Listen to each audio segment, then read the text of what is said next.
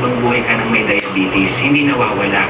It cannot be cured as of the moment, pero ang maganda sa diabetes, pwedeng makontrol. Kung meron tayong mga risk factors like food, may control, risk factors sa pamilya, kailangan ma-recognize natin yung habang maaga. 72 taong gulang si Lola Tess. Ang kanyang ina at mga kapatid, lahat may diabetes.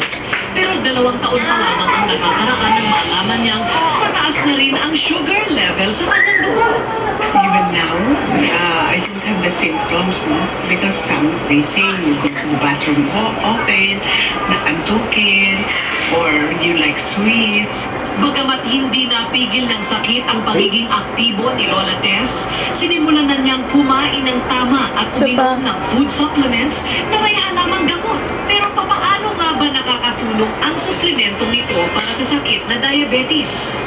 Meron mga tao dyan, ayaw na uminom ng gamot dahil natatakot sila sa mga side effects na masyadong matagal.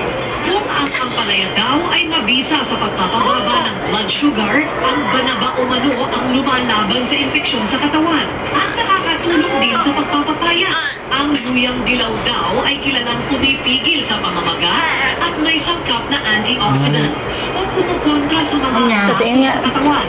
Pero itong si Lea mas piniling umiwas na sa sakit kesa problema pa. Kaya Harap mo nga kahit dito. wala sa lahi nila ang diabetes, Hello, Anya. wala silang umiinom. Hello.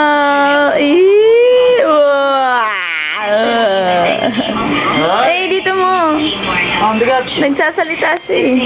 I want to be Hello. Uy. Hello, Daddy. for myself. Hello, boy. Ang ganda-ganda naman ng baby na yan, oh. Oh. Pangit, oh. Laki ng mukha, oh. Hello, Anya. Woo! Woo! Bye-bye. Bye-bye na. Ay, hindi pa. Ayan, oh. Anya. Asubi. Anyang bibi. Oy, oy.